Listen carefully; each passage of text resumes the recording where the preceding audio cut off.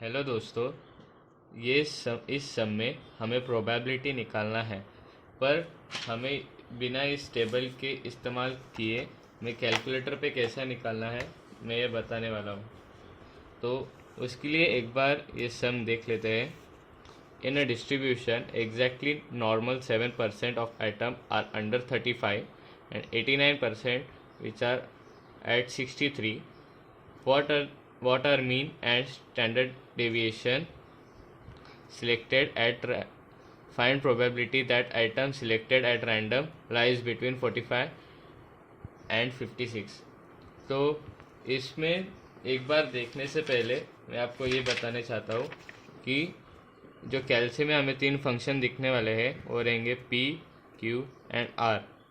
जो पी का वैल्यू रहता है वो एक एक्स एक्सिस के वैल्यू से जो बिलो का वैल्यू रहता है उसे पी कहते हैं, और क्यू फंक्शन इस्तेमाल होता है सेंट्रल एक्सिस और जो पॉइंट एक्स का रहता है उसका डिस्टेंस का वैल्यू निकालने के लिए क्यू यूज़ होता है, और आर वो पॉइंट के जो आगे का वैल्यू रहेगा greater than R, greater than value निकालने के लिए आर इस्तेमाल किया जाता है। सो एक बार अभी इधर दिया है कि 7% atom are below 35.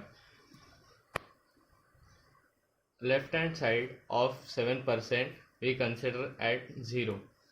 अभी इसमें 43% जो इधर एरिया है उसका z का वैल्यू कैसे निकालना है मैं एक बार बताता हूँ। उसके लिए कैल्सी पे मोड फिर 3 फिर AC प्रेस कीजिए, फिर उसके बाद शिफ्ट 1 5। अभी ये प्रेस करने के बाद हमें P P Q and R मिल जाता है, पर अभी फर्स्ट प्रेस करके देखते हैं पी। इसमें अभी हमें z का वैल्यू निकालना है एट 0.43, और 43% को 0.43 कहते हैं। तो इसमें जनरली डायरेक्ट z का वैल्यू निकालने के बाद ये 0.43 वैल्यू मिलता है, पर हमें इधर 0.43 दिया है तो z का वैल्यू कैसे निकालना है मैं बताता हूँ। इधर प्रेस कीजिए 0.43 ब्रैकेट क्लोज, फिर इनवर्स इक्वल टू करने के बाद हमें ये वैल्यू मिलती है z की वैल्यू 1.5। फिर x, इसका फॉर्मूला है कि z equal to X minus mu upon sigma. Mu मतलब मीन, सिग्मा मतलब स्टैंडर्ड डिस्ट्रीब्यूशन। फिर लेफ्ट हैंड साइड का जो एरिया है इसमें हमें म्यू और सिग्मा मालूम नहीं है, तो इसके लिए हम ये इक्वेशन फर्स्ट फॉर्म करते हैं। फिर आगे सेकेंड एरिया है 0.39, पर ये 0.39%, तो इसका बिलो मतलब पी निकालने के लिए ये 39% सिर्फ नहीं है, ये बिलो 50% यहाँ है और ये इसके आगे 50% है, तो ये 50 प्लस 39 ऐसा होगा। फिर से एक बार बता देता हूँ। शिफ्ट 1 5 फिर पी। अभी ये 0.5 प्लस ये 0.39 ब्रैकेट क्लोज। फिर से हमें इधर एरिया दिया है, हमें z निकालना है, z की वैल्यू, फिर उसके लिए इन्वर्स ऐसा दबाना है, फिर हमें ये वैल्यू मिल जाती है 1.23 z की वैल्यू।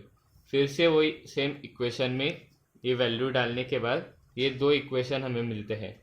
ये सेकेंड इक्वेशन है, और इसे आप फर्स्ट भी कंसीडर करें तभी चलेगा।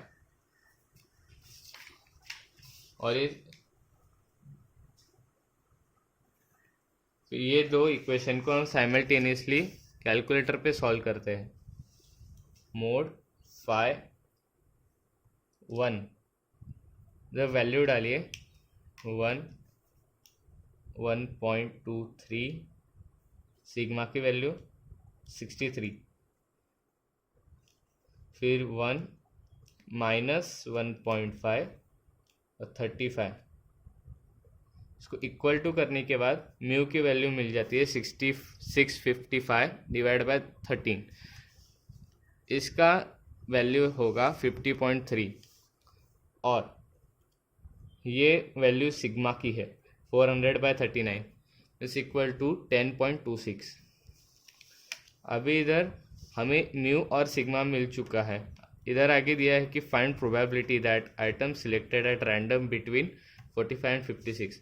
तो हमें z निकालना पड़ेगा और इसमें अपने पास x का वैल्यू होगा इधर 45 एंड 56 और म्यू 50.3 और सिग्मा 10.26। इस z की वैल्यू निकालने के लिए अगर हम x इक्वल टू 45 डालते हैं तो z इक्वल टू -0.51 मिलता है और x इक्वल टू 56 डालने के बाद z इक्वल टू 0.55 ऐसा वैल्यू मिलता है। अभी हमें इसका probability at random between 45 and 56 निकालना है। तो ये जो एरिया है इसका वैल्यू, इसका प्रोबेबिलिटी हमें निकालना है। p lies between x lies between 45 and 56।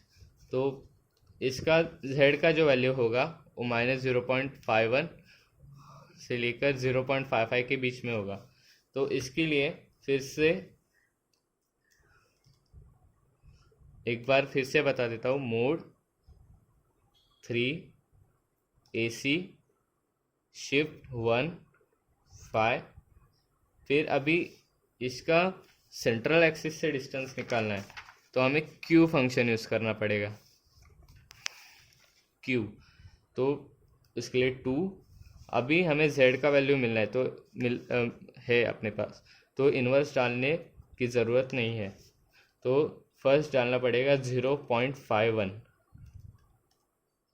Bracket close 0.19। ये वैल्यू हमें मिला है ये इस एरिया का। और अभी ये एरिया निकालने के लिए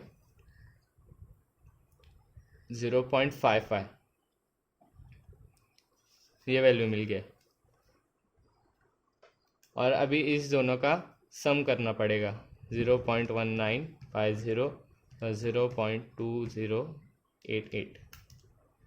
यह हमें फाइनल प्रोबेबिलिटी बिटवीन 45 एंड 56 मिल चुका है। तो इस मेथड से हम कैलकुलेटर पर ही पूरा सम सॉल्व कर सकते हैं without using this table. Thank you.